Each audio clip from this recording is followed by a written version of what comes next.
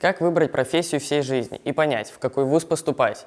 Медицина – перспективная сфера, которая постоянно развивается, а эти ребята знают, что быть врачом – непростая работа.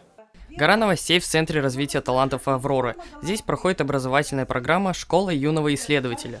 Предназначена она для учеников с 1 по 8 классы. Ребята раз в неделю приходят сюда, чтобы лучше изучить биологию, химию и физику. На этом занятии ребята проходят зубы, рассматривают выставочные образцы зубов самых различных животных, чтобы сравнить и понять, чем зубы травоядных отличаются от зубов хищников и почему так происходит. Тимур, расскажи, что ты сегодня узнал на занятии. Мы изучали зубы.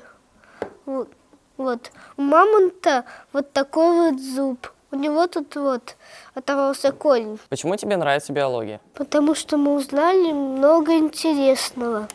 Мы изучали динозавров. Я узнал, что раньше зубные щетки делали из палок. Ребята делают опыты, изучают биологию не только по научным статьям, но и по реальным экспонатам. Думаю, ни для кого не секрет, что современная прогрессивная биология тесно связана с робототехникой. В Центре развития талантов параллельно в тот же самый день проходит региональный этап интеллектуальной олимпиады Приволжского федерального округа среди школьников.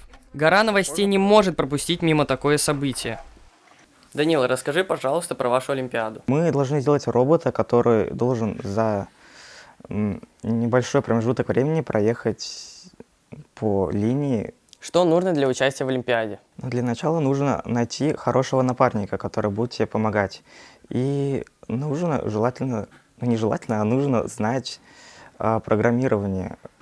В олимпиаде принимают участие школьники нашей республики с 8 по 11 классы. В этом региональном этапе участвует всего 13 человек. Этот этап проводится по следующим видам программ: робототехника, программирование, решение изобретательских задач и интеллектуальная командная игра «Что, где, когда». Победители и призеры выявляются по сумме баллов, набранных в каждом отдельном виде программ. Лучшие получают дипломы и призы. Подготовка происходит не только по медицинской части. В Центре развития талантов проходят и другие темы, для того, чтобы дети Башкортостана были самые умные. Владислав Маришов, Рамазан Мухсин специально для Горы новостей.